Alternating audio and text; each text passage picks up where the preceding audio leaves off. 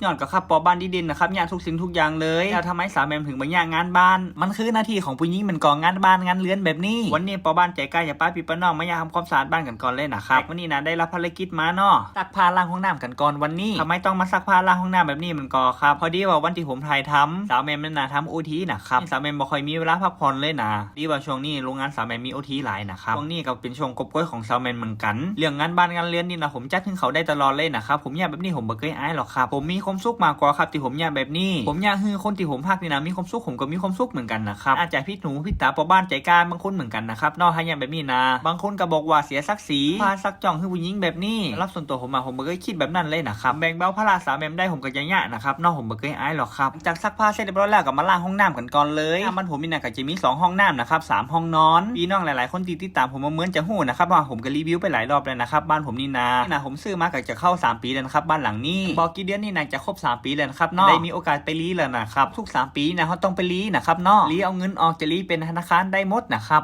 บเรื่องรีบ้านนี่นะผมก็ไม่ได้ลงดีเทลมันอย่างนะครับผมก็บ่ค่อยมีข้อมูลต่อใดซักผ้าล้างห้องน้ำนี่นะผมไม่ได้ยะเฉพาะออกซื้ออย่างเดียวนะครับหลังกล้องผมก็ยะเหมือนกันห้องน้ำมีกินห้องน้ำสะอาดเข้านี่นะผมเข้าบ่มีความสุขเลยนะครับน้ำนี่นะตั้งรูมีนะก็เป็นห้องน้ำน้องเคยของผมนะครับเนาะผมก็บ่ค่อยได้เข้าแต่ใดเอาไม่บ่ฮื้อน้องเคยล่างมันก็ครับเขาก็ล่างอยู่นะครับน้องบ่เหมือนเฮาล่างนะครับล่างอยู่นะครับน้องความละเอียดบ่ค่อยแต่ใดนะครับน้องบ่เหมือนเฮาเนี่ยเองนี่มันได้ดังใจดีนะครับได้ที่มันสะอาดนี่ครับมันสะอาดเนาะก็เป็นคนแบบนี้อยู่แล้วนะครับที่ควงหูควงตาผมนี่นะผมจับขวางบ่เลยนะครับเนาะพื้นที่นี่มันเป็นพื้นที่ของผมนะครับจะสกปรกบ่ได้ห้องน้ำนี่นะผมก็บ่ใจมืออาชีพแต่ใดนะครับนอกใจแฟบอย่างเดียวบ่มีน้ำยาอย่างหรอกครับมันสะอาดหูสะอาดตากับป้อเนาะมันกินหอมๆกับป้อนี่หรอกครับน้ำยาสลายคราบน้ำยาอย่างนะแฟบบ้านเฮานี่แหละครับน้องง่ายดีแฟบคัดปืนนี่นะก็ระวังด้วยนะครับมันหมื่นขนาดเลยผมเกือบพะเลิดเหมือนกันนะถ้าจับชักโครกบัตตานี่นะก็นอกมืดเลยนะครับเนาะคงต้องขอบชักโครกเนี่ยต้องคัดให้มันดีๆเลยนะครับดีนี่นะบอกเลยว่าใส่หูมืออย่างน้อยนึงก็ดีเนาะรับส่วนตัวผมมีนะบ่ค่อยจะได้ครับจัดมือดิบๆนี่แหละครับบ้านผมมีนะบ่ค่อยสะอาดต่อได้นะห้องน้ำมันต้องสะอาดนะครับห้องน้ำต้องหอมแต่นะครับห้องน้ำนี่นะมันคือหน้าตาของผมเลยนะครับผมมีนะจะบ่ฮื้อมันมีคราบเหลืองจะบ่ฮื้อมีคราบตีนเลยนะครับ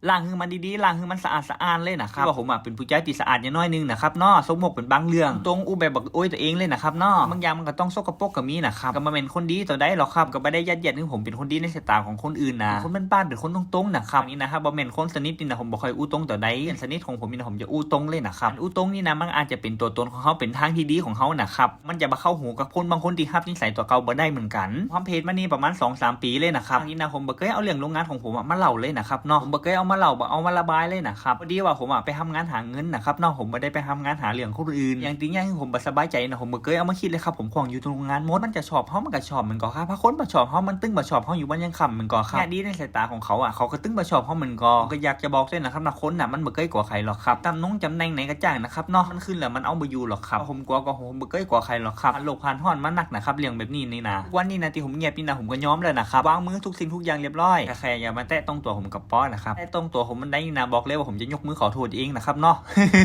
แต่นะครับเพราะอายุเข้าเลข3มานี่นะเรื่องต่อยนะผมกลัวเลยนะครับนี่นะอายุ18-19เนี่ยมันทำไม่ถึง5เอาแต่นะครับนอนลิมิเรื่องนี่นะผมกระโดดใส่อย่างเดียวเลยนี่นะผมห่วงอนาคตของครอบครัวของป่อของแม่หลายๆอย่างครับมันคิดได้เองนะครับเนาะที่มันเลี้ยงได้นี่นะผมก็พยายามจะเลี้ยงเลยนะครับผมจะมาเข้าไปแตะต้องเลี้ยงแบบนี้เลยว่าผมเบื่อครับเนาะตอนนี้นะบอกเลยก่อนย้ำภาพคนหนึ่งเหมือนกันนะครับเลี้ยงแบบนี้ทรงขึ้นศาลใหญ่อย่างหลายๆอย่างนี่ผ่านมาเยอะนะครับไม่ผมเบื่อมันก็ครับแต่ก่อนผมอยู่บ้านนี่นะเป็นฝูงหนักขนาดเลยกินยามีเลี้ยงเนี่ยเป็นฝูงหนักขนาดเลยครับพอมีปัญหามาเตยหรอกครับที่ยืนข้างๆเขานั่นนะมีแต่ป่อมีแต่แม่นะครับที่อยู่เคียงข้างเขามันคือประสบการณ์ที่ผมผ่านมาเลยนะครับตอนอายุ19นั่นนะทุกวันนี้นะผมก็ปล่อยมือวางมือเลยนะครับทุกวันนี้นะผมก็เลิกกินเลิกเที่ยวนะครับอยู่กับครอบครัวแบบสงบเอาดีกว่าไปวุ่นวายชีวิตไขแล้วก็ไปอยากไปยุ่งยากกับชีวิตไขด้วยนะครับความเป็นจริงอยู่กับตัวเก่าแบบนี้บอกเลยว่ามีความสุขขนาดตัวเก่าคือมันนักมันมักจะมีความสุข